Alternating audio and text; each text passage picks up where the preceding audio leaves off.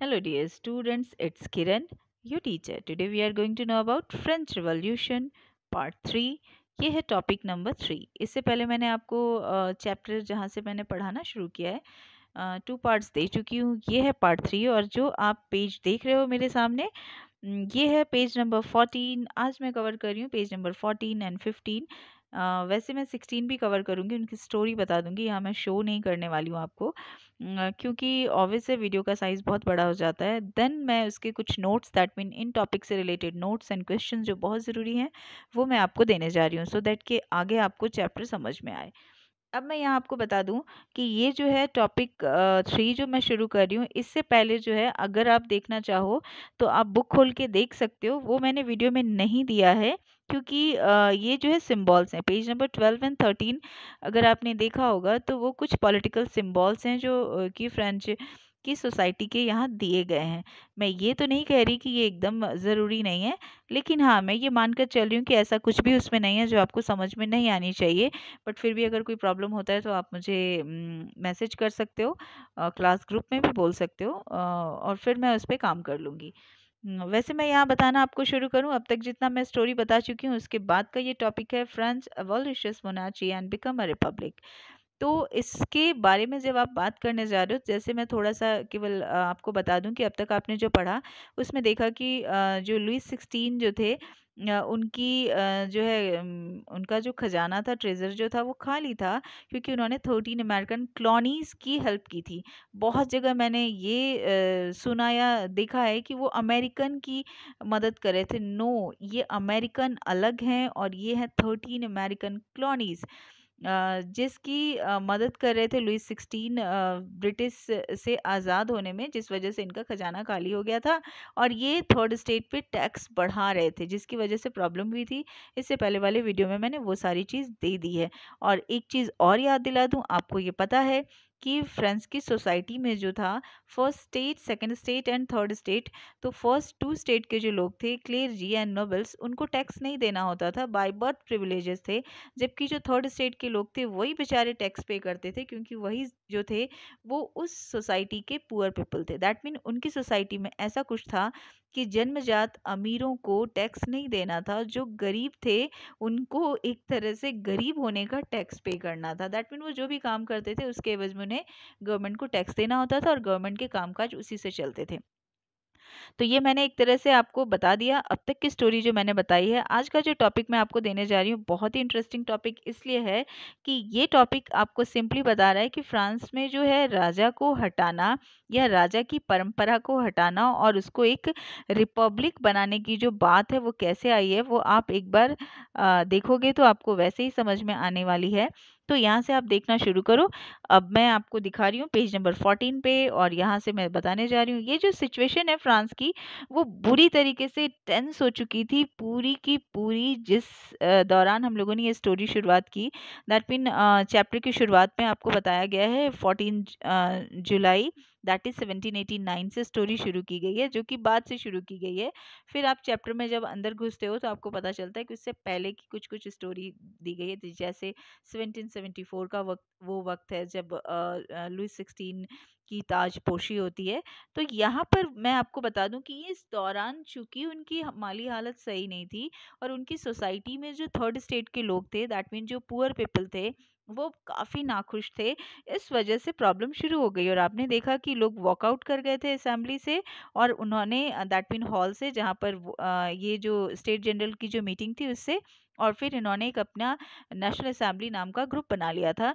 तो that mean एक party बना ली थी। तो अब जो था वो जो पार्टी बनी थी नेशनल असेंबली, जिसमें पढ़े लिखे प्रॉस्पेरस थर्ड स्टेट के जो पढ़े लिखे लोग थे, पुअर तो थे लेकिन पढ़े लिखे समझदार, उन लोगों ने इसे एक तरह से शर्त रख दी कि आप तो हमें पूरे अधिकार दीजिए वरना पार्टिसिपेट वो नहीं करेंगे। दैट मीन किंग को वो सपोर्ट नहीं कर रहे होंगे।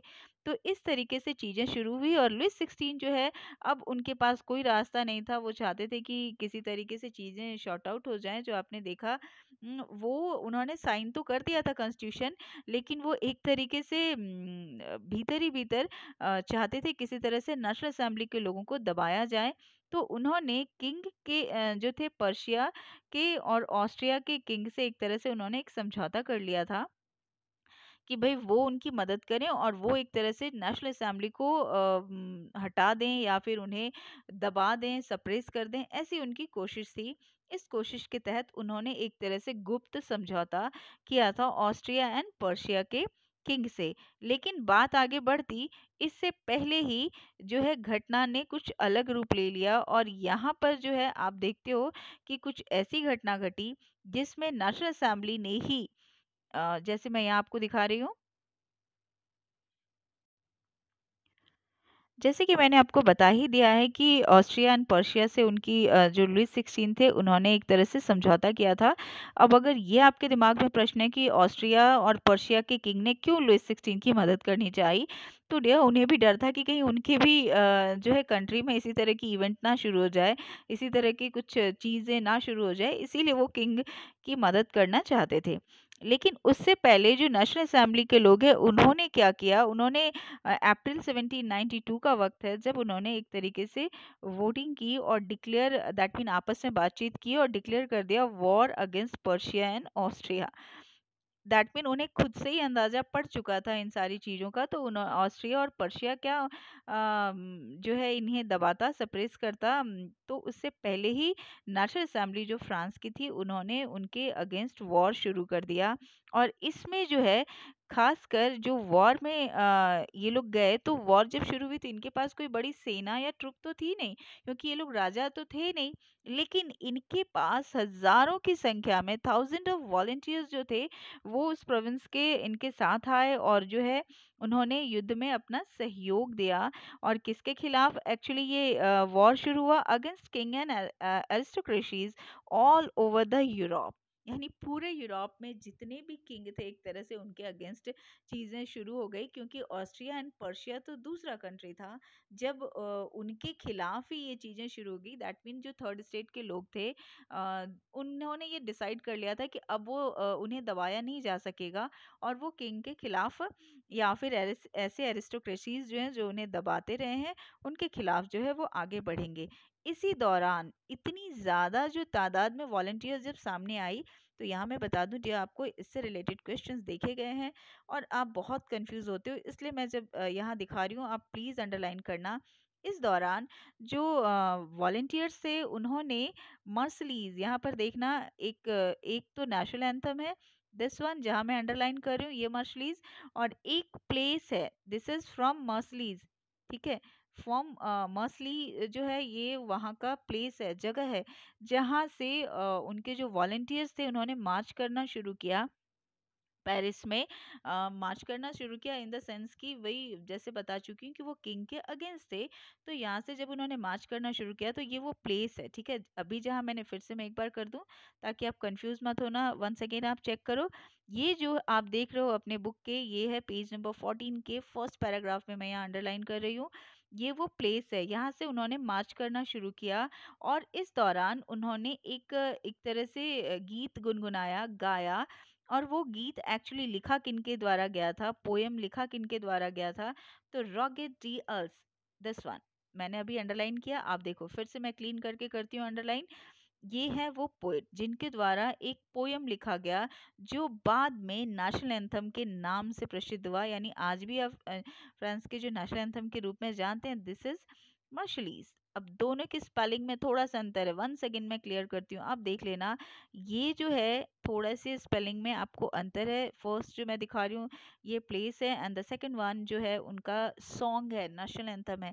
इससे रिलेटेड मैंने क्वेरी क्रिएट किया है दैट मीन वीडियो के एंड में, जैसा कि आप जानते हो इससे रिलेटेड मैं क्वेश्चन आंसर या फिर नोट की शक्ल में देने वाली हूँ, तो आप वहाँ देखना। और अब आगे बढ़ो। तो इस तरीके से आपने देखा कि थर्ड स्टेट के जो लोग थे वो एकदम क्रांतिकारी बन चले थे। अब उन्हें कुछ भी मतलब नहीं था, किसी भी कीमत पर उन्हें अपने अधिकार चाहिए था। कौन से अधिकार, तो उन्हें वोटिंग राइट मिले, उन्हें प्रॉपर्टी का अधिकार मिले। और इससे पहले वाले वीडियो में मैंने दिया था कि जो संविधान बना था 1791 में वो वैसा ही कुछ बना था कि भाई सभी को अधिकार दिया जाएगा, लेकिन थोड़ा सा चेंज आगे आएगा, आप देखना। जब ये चीजें आगे बढ़ी तो फिर क्या होता है, ये सारे के सारे जो रिवोल्यूशनरीज थे इन्होंने अपने तरीके से एक तरीके से फाइट करना शुरू कर दिया, जिसमें एक्चुअली फीमेल और मेल दोनों ही पार्टिसिपेट कर रहे थे। ऐसे समझो कि फीमेल घर को संभाल रही थी, घर की जिम्मेदारियों दैट मीन बच्चे और उनके जो फूड की रिक्वायरमेंट है वो पूरी कर रही थी, और जो मेन थे या मेल मेंबर थे वो एक तरह से युद्ध में लड़ रहे थे। तो इस तरीके से फ्रांस की जो सोसाइटी थी वो राजा किंग एंड वहाँ की एरिस्टोक्रेसीज जो थी उनके अगेंस्ट हो गई। और मैं आपको बता दूं इस दौरान पूरा का पूरा यूरोप इस तरीके से शुरू हो गया था। लेकिन हाँ, इस स्टोरी में हम लोग फ्रांस की ही बात कर रहे हैं। तो लार्ज सेक्शन जो थे इनकी पॉपुलेशन की, वो एक तरीके से इस रिवॉल्यूशन से ये जो रिवॉल्यूशन शुरू हुआ था इससे एकदम कन्विंस थे और वो आगे बढ़ाना चाहते थे, कैरीड फर्दर, क्योंकि वो चाहते थे कि जो कॉन्स्टिट्यूशन 1791 ने जो पॉलिटिकल राइट दिया है only to the richer sections of the society. तो अभी भी जैसे मैंने पिछले वाले वीडियो में बता दिया था कि 1791 में जो वो एक कॉन्स्टिट्यूशन बनकर तैयार हुआ था नेशनल असेंबली के कहने के बाद भी, तो भी सारे लोगों को अधिकार नहीं मिला। और मैं फिर आपको यहाँ बता दूं कि अभी भी जो 1792 के कॉन्स्टिट्यूशन की बात हम लोग इस टॉपिक में करने वाले हैं, यहाँ भी फीमेल को अधिकार नहीं दिया गया था, मेल को अधिकार दिया गया था। बट अभी जल्दी है बताने के लिए, मैं आगे चलूँ तो मैं आपको बता दूंगी ऐसा नहीं है कि फीमेल को कभी नहीं मिला अधिकार, फीमेल को भी उनके अधिकार मिले, लेकिन यहाँ पर नहीं दिया गया है। सो मैं बता रही हूँ आपको। अब आगे चलो तो इस दौरान जो ये जो थर्ड स्टेट के जो एक्चुअली आपने देखा कि इस दौरान कुछ ऐसे लोग जो थे जेकोबियंस क्लब उन्होंने एक तरह से बनाया। यहाँ मैं दिखा रही हूँ, आप ध्यान से देखना। The most successful of these clubs was that of Jacobian. अब यहाँ रुककर मैं आपको बता दूं कि इस दौरान बहुत से पॉलिटिकल क्लब बनने वाले लगे। यहाँ मैंने अंडरलाइन किया, इस दौरान काफी सारे, दैट मीन जब ये घटना शुरू हुई ना, दैट मीन ऑस्ट्रिया एंड जो है पर्शिया के अगेंस्ट जो है नेशनल असेंबली के लोगों ने एक तरह से वॉर शुरू कर दिया वॉलंटियर्स की हेल्प से। इस दौरान पूरे यूरोप में ही, नॉट ओनली हम लोग फ्रांस की बात कर रहे हैं, पूरे यूरोप में ही पॉलिटिकल क्लब्स बनने शुरू हो गए। और ये क्लब्स जो थी ये छोटे छोटे ग्रुप में बन रही थी, और इनकी कोशिश थी, इनकी चाहत थी कि गवर्नमेंट जो की पॉलिसीज जो है उनके अकॉर्डेंस हो, उनके फायदे के लिए हो। तो इसलिए एक छोटा छोटा सा गवर्नमेंट क्लब बनने लगा। मैं यहाँ ये नहीं कहूँगी कि छोटी छोटी पॉलिटिकल पार्टी बनने लगी, नहीं, ऐसा नहीं कहा गया। छोटे छोटे ग्रुप में लोग बनने लगे, और उनकी कोशिश थी कि उनके अधिकार जो है वो उन्हें दिए जाएं। तो इस दौरान जितने भी लोग थे, दैट मीन जो जेकोबियंस के मेंबर जो थे वो ज़्यादा फेमस हुए, दैट मीन बहुत से क्लब बने, उनमें जो जेकोबियन क्लब के मेंबर थे वो ज़्यादा सक्सेसफुल हुए या ज़्यादा फेमस हुए। ज़्यादा सक्सेसफुल या ज़्यादा फेमस कहने का मतलब ये है कि बाद में इनके द्वारा चलाई गई एक गवर्नमेंट भी बनी। तो आप देखना, अब ये जेकोबियंस कौन थे? तो जेकोबियंस वो लोग थे, फिर से आप सुन लो इससे पहले वाले वीडियो में जहां मैंने आपको बताया कि 1791 में एक कॉन्स्टिट्यूशन बनकर तैयार हुआ नेशनल असेंबली के द्वारा, जिसमें बहुत से अधिकार दिए गए। सुनने में और देखने में तो ऐसा लगता है कि सारे डेमोक्रेटिक राइट दिए गए थे, लेकिन नहीं, क्योंकि थर्ड स्टेट के वो मेंबर्स ही इसके मेंबर थे जो पढ़े लिखे थे। अभी भी थर्ड स्टेट के बहुत सारे ऐसे लोग थे जिनको अधिकार नहीं मिला था। तो वो लोग जिनको अधिकार नहीं मिला था उन्होंने छोटे छोटे पॉलिटिकल क्लब बनाने शुरू किए। उन क्लब में से जेकोबियन का जो क्लब था वो काफी फेमस हुआ। और अब सुनो कि इस क्लब का नाम किन के नाम पे पड़ा। तो इससे रिलेटेड मैंने क्वेश्चन क्रिएट किया है क्योंकि आता है। तो इनका नाम जो था वो former convent of saint Jacob, जो कि पेरिस के थे, उनके नाम पे पड़ा। या फिर ऐसे याद रखो कि सेंट जेकब जो थे उनके नाम पर ही ये जेकोबियंस का क्लब बना। हालांकि महिलाओं ने भी क्लब बनाना शुरू किया। यहाँ पर आप देख रहे हो, women to who had been active throughout this period form their own clubs. महिलाओं ने भी छोटे छोटे क्लब बनाने शुरू किए। बट मैं यहाँ क्लियर कर दूं, जेकोबियन के अंदर उन्हें जगह नहीं मिली थी, वो बाहर उन्होंने अपना छोटा छोटा क्लब बनाना शुरू किया था। बाद में वो भी सक्सेस हुई थी, लेकिन बहुत बाद में जाकर। अब यहाँ पर जब उन्होंने बना लिया ये क्लब, दैट मीन जो थर्ड स्टेट के कम पढ़े लिखे लेस प्रॉस्पेरस लोग थे, उनके लोग थे, वो लोग जो है उन्होंने जेकोबियंस का क्लब बनाया। और यहाँ पर मैं एक जो आप देख रहे हो अपने बुक में ही एक तस्वीर, एक्चुअली ये थे सेंक्लेटोस जो ग्रुप में, एक्चुअली ये लोग वही थे जो जेकोबियन के मेंबर थे। और जेकोबियन के मेंबर जो थे, हालांकि अगर आप एक साथ देख रहे हो ना तो इसका ये मतलब नहीं है कि ये लोग एक ही ग्रुप के मेंबर थे। दोनों की जो ग्रुप थे, दैट मीन मेल और फीमेल का जो पॉलिटिकल क्लब था वो अलग अलग था। फीमेल के पॉलिटिकल क्लब के बारे में आगे जाकर थोड़ी सी चर्चा आती है, बट अभी जो हम लोग बात करें वो मेल के पॉलिटिकल क्लब की, दैट इज जेकोबियंस। तो जेकोबियन लेकिन यहाँ पर आपको एक साथ दिखाया गया और इनको एक साथ सेंक्लेटोज भी बोला जाता है। इससे रिलेटेड भी मैंने एक क्वेश्चन क्रिएट कर दिया है। खासकर इनके ड्रेस की यहाँ पर खासियत होती है, ये लोग नी ब्रीचर्स पहनते थे, दैट मीन ये स्ट्राइप वाले ट्राउजर जो इनके नी से नीचे तक का होता था। और पहले जो थे ना ये सेंक्लेटोज, इनको ये अधिकार नहीं था कि ये नी ब्रीचर यानी नी के नीचे का कोई ड्रेस पहने, लेकिन बाद में इनको ये अधिकार तो क्या, एक तरह से 1791 के कॉन्स्टिट्यूशन के बाद जब इन्होंने यानी कम पढ़े लिखे लोगों ने, जो थर्ड स्टेट के जो लोग थे, उन्होंने जब अपना ग्रुप बनाना शुरू किया तो फिर ये शुरुआत हुई। अब यहाँ पर आप देखो जेकोबियन के कौन कौन से मेंबर थे। तो जेकोबियन क्लब जो है वो belong mainly to less prosperous section of society, यानी जेकोबियंस के वही लोग मेंबर थे जो कम पढ़े लिखे थे या उतने रिच नहीं थे, वो लोग थे। अब देखना शुरू करो, थोड़ा मैं क्लियर करती हूँ वो लोग इसके मेंबर्स कौन कौन थे। तो आप यहाँ से देखो, जैसे shopkeeper, artisans, shoe makers, pastry cooks, watch makers, painters, इस तरीके से सर्वेंट, डेली वेजर्स जो थे इसके मेंबर थे। जैसे कि हम लोग बात कर चुके हैं, नेशनल असेंबली बनी तो थी थर्ड स्टेट के लोगों से ही, जो कि एकदम नीचे लेवल के लोग थे, लेकिन थर्ड स्टेट में भी जो रिच थे ना, उन्होंने बनाया था नेशनल असेंबली। लेकिन अभी भी जो थर्ड स्टेट के जो ज़्यादातर क्लासेस थी, ज़्यादा नॉट क्लासेस, ज़्यादातर लोग जो थे वो रिच नहीं थे, तो उन लोगों ने अपना एक क्लब बनाना शुरू किया, क्योंकि उन्हें क्या महसूस हुआ कि उन्हें अधिकार नहीं दिया गया। वो जो 1791 का कॉन्स्टिट्यूशन नेशनल असेंबली ने बनाया था, उसमें तो उन बेचारों को अधिकार ही नहीं मिला था। तो अब इन्होंने जब अपना अधिकार लेने की कोशिश की, तो यहाँ पर अब ध्यान से सुनना, हालांकि इससे पहले वाले, सॉरी डियर, जैसे कि मैंने आपको बताया कि जो नेशनल असेंबली जो बना था उसके जो लीडर थे मीराब्यू एंड एबेस्यू, ओके। लेकिन यहाँ पर जो जेकोबियन के मेंबर थे, दैट मीन जो कम पढ़े लिखे, कम धनी, थर्ड स्टेट के ही लोग थे, लेकिन ये लोग रिच नहीं थे। तो इनका लीडर कौन था, और इनको ज़रूर आप ध्यान रखोगे, दैट इज़ मैक्समिलन रॉबस्पेरे। इनसे रिलेटेड मैंने क्वेश्चन दे दिया है। और मैं आपको बता दूं, इसके बाद का भी जो वीडियो होगा रेन ऑफ टेरर जो आप पढ़ने वाले हो, उसमें भी इनके बारे में ही बात करने वाली हूँ। तो ये जो थे अभी जेकोबियन के नए मेंबर या नए लीडर, मेंबर तो नहीं, नए लीडर बने, दैट मीन नए क्या, दैट मीन जेकोबियन बना ही अब था। तो उनके जो लीडर थे वो मैक्समिलन रॉबस्पेरे थे। और ये जो है इनके लीडर ने या फिर इनके ग्रुप के लोगों ने डिसाइड किया था कि अब ये लोग आगे बढ़ेंगे, दैट मीन फ्रांस में अब इन्हें भी अधिकार चाहिए जो इनको 1791 में नहीं दिया गया था। तो अब ये कैसे आगे बढ़ते हैं तो आगे कहानी है, लेकिन यहाँ पर जो वो मैं आपको बता दूं, इनके ड्रेस के बारे में बताया गया है कि ये किस तरह के कपड़े पहनते थे। दैट मीन जेकोबियन के जो मेंबर थे वो स्ट्राइप ट्राउजर्स पहनते थे, पहनना उन्होंने शुरू किया, पहनते थे नहीं, पहनना शुरू किया एक तरीके से, क्योंकि ये सारे ड्रेस जो थे एक्चुअली शुरुआती दौर में डक वर्कर्स के द्वारा भी पहना जाता था।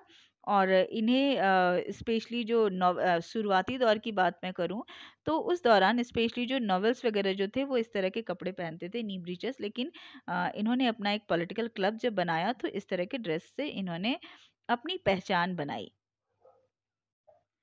ये देख रहे हो आप पेज नंबर 15, जहाँ पर मैं आ गई हूँ, और मैं आपको यहाँ बता दूँ, और इसी चैप्टर में मैं इसके पीछे के पार्ट को भी बता दूंगी।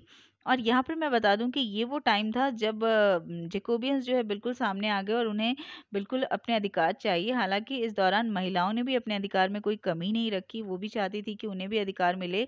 जैसे मैंने आपको बताया कि सेंक्लेटोस कौन है, इससे रिलेटेड मैंने क्वेश्चन क्रिएट कर दिया है। सेंक्लेटो जो है थे वो ग्रुप में इन्हें बोला जाता था, मेल फीमेल जो थे, जो कि मैंने इससे पहले वाले में आपको दिखाया है उनकी जो है फोटोग्राफ। लिटरली इसका क्या मतलब था, तो those who without knee breaches, यानी वो लोग जो इस तरह के कपड़े पहले नहीं पहनते थे, ठीक है। जो नहीं पहनते थे, without knee breeches, that mean पहले वही लोग थे जिनको इस तरह के कपड़ों का भी अधिकार नहीं था। हालांकि आपने जो एक क्लोथिंग हिस्ट्री है ना, वो आपके बुक से हटा दिया गया है। अगर वो आप पढ़ते तो आपको पता चलता कि इतनी सारी रिस्ट्रिक्शंस थी थर्ड स्टेट के लोगों के ऊपर वहाँ भी। हालांकि इंडिया में भी बहुत से कास्ट सिस्टम जो था उसमें रिस्ट्रिक्शन थी, लेकिन वहाँ पे जो रिस्ट्रिक्शन दिखाया गया था कि किस तरह के ड्रेस पहनने हैं, किस तरह के उसका जो टेक्सचर होता है कपड़े का वो कैसा होना चाहिए, वो सारे दिए गए थे। तो यहाँ पर बस मैं उसे रिमाइंड करवा रही हूँ, इस चैप्टर से उसका कोई खास लेना देना नहीं है। नेक्स्ट अगर आप चलो, ये वाली चीज़ इंपॉर्टेंट आ गई है, 1792 का वक्त था, यानी वही जेकोबियन क्लब जो कि जिसको लीड कर रहे थे मैक्सिमिलियन रॉबस्पेरे। उन्होंने एक तरह से प्लान किया कि अब जो है वो बिल्कुल हमला कर देंगे, और यानी एक तरह से अटैक कर देंगे। और उन्होंने ऐसा किया भी, क्योंकि उस दौरान जो है ब्रेड की कीमत बढ़ गई थी बिल्कुल भी बुरी तरीके से। तो ये वो वक्त आ गया था 10 अगस्त 1792, जब उन्होंने, फिर से मैं थोड़ा क्लीन करूं और मैं आपको दिखा दूं, प्लीज अंडरलाइन करना, ये है पैलेस ऑफ ट्यूलरीज। ठीक है, आप एकदम अंडरलाइन करो। ये वो पैलेस है जहां पर उन्होंने एक तरह से अटैक कर दिया, और सबसे मतलब आप ऐसे समझो कि ये आम आदमी थे और इन्होंने एक तरह से अटैक किया, और वहाँ जो किंग के जो गार्ड थे उनको इन्होंने मार डाला और किंग को होस्टेज बना लिया। दैट मीन वो लुइस 16 को उन्होंने अपने इसमें रख लिया। और इसके बाद जो बात आती है कि अब उन्हें भी अधिकार मिला। जैसे मैंने बोला कि 1791 में जो संविधान बना था, कॉन्स्टिट्यूशन बना था, उसमें सभी को अधिकार नहीं था।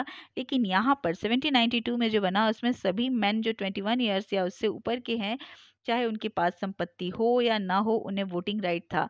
क्योंकि 1791 में जो रूल बना था उसमें वोटिंग राइट तो दिया गया था, लेकिन उनको जो टैक्स पे करने वाले थे उनको एक्टिव मेंबर बोला जाता था और बाकी को पैसिव मेंबर बोला जाता था। तो ये बेचारे, वो पैसिव मेंबर को वोटिंग राइट नहीं था।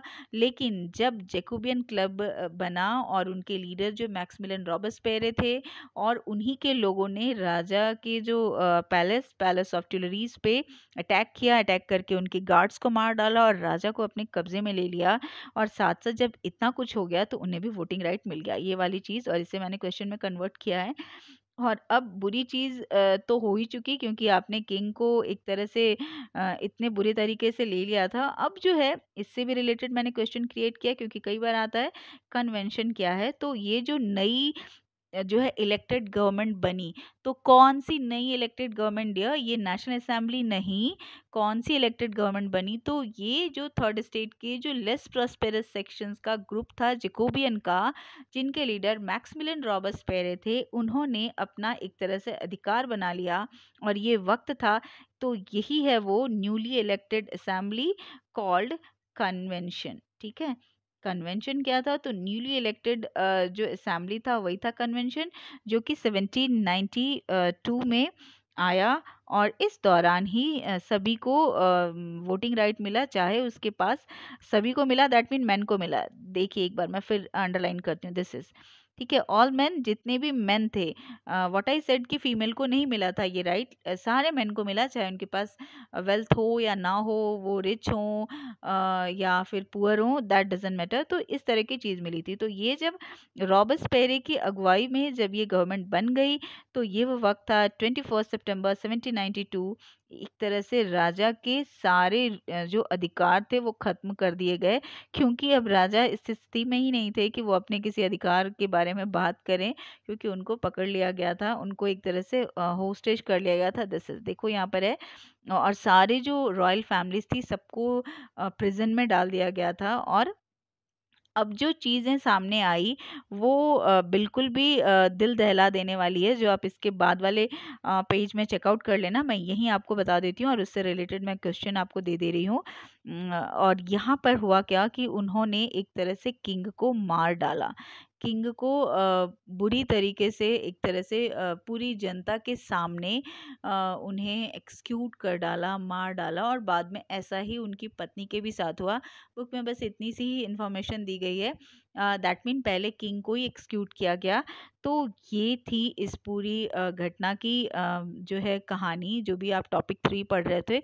इस तरह से जो राजा के पावर को पूरी तरीके से अबॉलिश कर दिया गया और फ्रांस जो है अपने आप को रिपब्लिक कहने लगा। रिपब्लिक हम उसी को कहते हैं जिनका एक अपना संविधान हो और सभी उस रूल के हिसाब से चलें। तो ये सामने था। बट मैं यही आपको बता दूं कि नेक्स्ट टॉपिक जो है रेन ऑफ टेरर, वो बहुत ही मतलब विचित्र सी चीज़ आपको लगने वाली हो। वहाँ पर मैक्सिमिलियन रॉबस्पेरे की बुरी हालत के बारे में आपको मैं बताऊंगी कि जो एक्चुअली जेकोबियन के लीडर हैं उनकी बुरी हालत क्या हुई। अब चलकर देख लेते हैं ये जो टॉपिक मैंने पढ़ाया इससे इम्पोर्टेंट क्वेश्चन। आप देख रहे हो ये फ्रांस ने जो अबॉलिश किया था मोनार्ची और जो है एक रिपब्लिक बन चुका था, उसके बारे में मैं आपको बता रही हूँ। ये जो पहला मैंने नोट के तौर पे प्रिपेयर किया, पेज नंबर 14 फर्स्ट पैराग्राफ से ही लिया है, जो बहुत ज़रूरी है, जिससे मैंने क्वेश्चन की शक्ल नहीं दी क्योंकि बहुत सारी चीज़ थी। मुझे लगा मैं सिंपली आपको बता दूं सो दैट कि आपके लिए ज़रूरी होगा। किसी एक क्वेश्चन आंसर के लिए नहीं, बल्कि किसी भी क्वेश्चन में आप उसे इस्तेमाल कर सकते हो, क्योंकि बहुत सी चीज़ें ऐसी होती है जो कि एक फैक्ट के तौर पे आपको लर्न करनी होती है।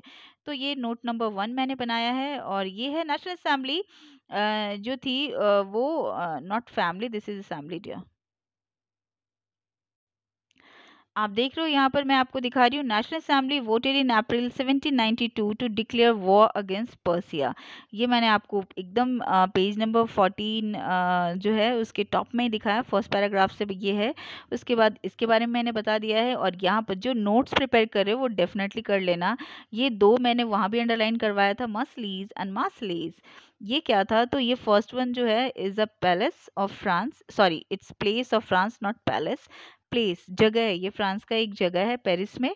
और वहीं से एक मार्च शुरू हुई थी जो कि लोगों ने एक तरह से वहाँ पर पोइट रॉगेट टी एल्स ने जो एक पोयम लिखा था उसके उसको एक तरह से गाते हुए वहाँ से निकली थी मार्च। तो उसको ही बाद में वहाँ का नेशनल एंथम भी कंसीडर किया गया। फिर से एक बार ध्यान से देख लो, ये जो है वहाँ का प्लेस है, ये मर्सलीज, ये मास्लेज। ज़्यादातर स्पेलिंग में यहाँ से अंतर है, LAISE। तो ये वहाँ का नेशनल एंथम है। इसको किसने लिखा? तो इसको लिखने वाले हैं पोएट रॉगेटियस, दिस इज ओके। इनका ये नाम है, इन्होंने ये लिखा था, जो कि वहाँ के नेशनल एंथम के तौर पे जाना जाता है। इसमें ज़्यादातर बच्चे कंफ्यूज होते हैं कि वो क्या चीज़ है, तो एक बार आप वो ध्यान ज़रूर रखना। क्वेश्चन नंबर मैंने 7 दिया है। ऑब्वियसली जिन्होंने पहले से देखा है उनको पता है क्वेश्चन नंबर 7, इसलिए क्योंकि इससे पहले वाले वीडियो में मैंने दिया हुआ है। What you know about Jacobins, who was the leader of Jacobins. तो ये जो मैंने क्वेश्चन दिया है पेज 14 के सेकंड एंड थर्ड पैराग्राफ से मैंने दिया है और बहुत इंपॉर्टेंट है, आप समझ लो। जेकोबिन्स जो है वो belong mainly to the less prosperous section of society such as small shopkeeper, shoe maker, pastry cook, watch maker, servant etcetera. यहाँ पर शॉपकीपर के बाद ना शू मेकर के बाद यहाँ पर एक कॉमा बनता है, ओके मुझसे छूट गया है। तो डेली वेजेस ये सारे जो थे वो जेकोबियंस को बिलोंग करते थे। और अब आप ये जो इसका नेक्स्ट क्वेश्चन है कि इसके लीडर कौन थे, तो इसके लीडर एक्चुअली नॉट, इसका नाम नॉट लीडर, लीडर तो मैक्सिमिलियन रॉबस्पेरे हैं जो मैंने इसमें क्वेश्चन बना दिया है। इसका नाम दैट मीन जेकोबियन क्लब का नाम किसके थ्रू पड़ा? तो सेंट जेकब जो थे वो पेरिस के थे, उनके नाम के ऊपर ही जो लेस प्रॉस्पेरस सेक्शन था उन्होंने इसका नाम बनाया था। उसके बाद इसके लीडर जो थे वो थे मैक्सिमिलियन रॉबस्पेरे। इनकी कहानी तो बिल्कुल जैसे मैंने बोला कि नेक्स्ट टॉपिक में बहुत ही इंटरेस्टिंग है। अब बात आती है कि ये सेंट क्लेटोस किनको बोल रहे थे हम लोग, who were the sans-culottes and their aim. तो एक्चुअली क्वेश्चन तो देयर एम ज़्यादा ज़रूरी था, ये मैंने पेज नंबर 15 के सेकेंड पैराग्राफ से आपको दिया है। तो पहले तो मैं आपको बता दूं कि एक्चुअली सेंट क्लेटोस किनको बोलते थे, जिनका मतलब होता है those who without knee breeches, where those who were without knee breeches, that mean वैसे कपड़े पहनते थे जो घुटने के नीचे नहीं जाता था। लेकिन हाँ बाद में उन्होंने भी इस तरह के ड्रेस शुरू किए, स्ट्राइप्ड क्लोथ्स, जो कि जेकोबियन के मेंबर बने थे, जो मैंने आपको बता दिया। अब यहाँ पर बता दूं कि उनका एम क्या था। इस क्वेश्चन को देने का मेरा मोटिव ये था कि मैं बता दूं कि उनका एम क्या था। तो sans-culottes wanted a democratic government with universal suffrage, जो मैंने अभी आपको बताया कि 1792 में फाइनली उनको भी voting right, suffrage movement, suffrage that mean universal suffrage that mean voting. ओहो जैसा कि आपने देखा मैं वीडियो बना रही थी और किसी तरह की कुछ मुझसे हो जाती है गड़बड़ी। मैंने उसे कट नहीं किया, दैट मीन मैं उसे एडिट नहीं करूँगी, एज़ इट इज़ डालूँगी। बट यहाँ से जो क्वेश्चन बना रहे हो, दैट मीन नोट्स बना रहे हो, यहाँ से राइट डाउन करना। तो अब आप देखते हो कि ये जो वोटिंग राइट आपने सेंट क्लूटोस जो है वो चाहते थे डेमोक्रेटिक गवर्नमेंट, जो कि यूनिवर्सल एक तरह से सफरेज, दैट मीन पूरे वोटिंग राइट उन्हें मिले, उसको कहते हैं यूनिवर्सल सफरेज या वोटिंग राइट। जिनको समझने में परेशानी होगी वो लिख लेना, दैट इज वोटिंग राइट की बात मैं कर रही हूँ। बहुत कंफ्यूजिंग है। अ, चलो मैं आगे ले चलूँ आपको।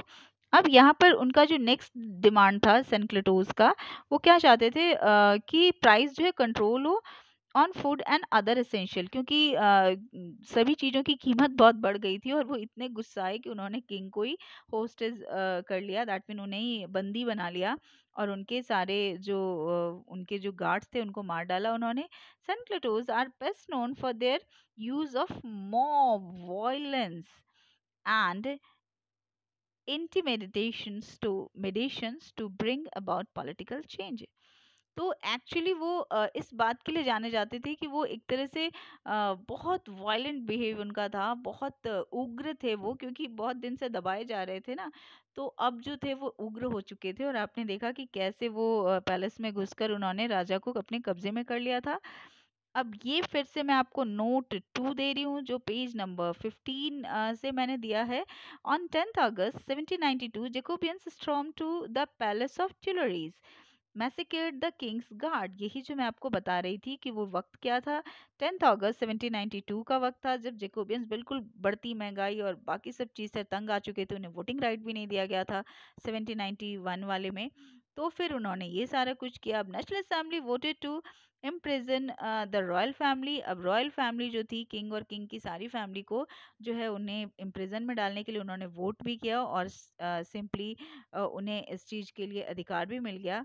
Now elections were held from now on all men of 21 years and ever regardless of wealth got their right to vote। That mean यहाँ पर अब सारे पुरुषों को अधिकार दे दिया कि वो वोट दे सकते हैं, जो कि मैंने ऊपर ही बताया था सफरेज राइट वो डिमांड कर रहे थे। अब आती है नेक्स्ट क्वेश्चन की तरफ हम लोग। ये है क्वेश्चन नंबर 9, जो मैं आपको बता चुकी थी। न्यूली इलेक्टेड जो गवर्नमेंट थी वही थी कन्वेंशन। न्यूली इलेक्टेड गवर्नमेंट को अगर आपको यहाँ कंफ्यूजन हो तो यहाँ पर फिर से आप कर सकते हो। वो कौन थे? जैकोबियन का जो न्यूली इलेक्टेड गवर्नमेंट था, ठीक है, जैकोबियंस। दैट मीन वो जिनके लीडर कौन थे?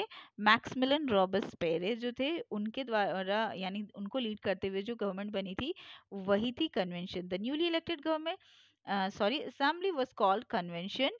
ये कब बनी? 21 सितंबर 1792। National assembly abolish the monarchy and declare the France a republic. और इस तरह से फ्रांस को उन्होंने रिपब्लिक घोषित कर दिया।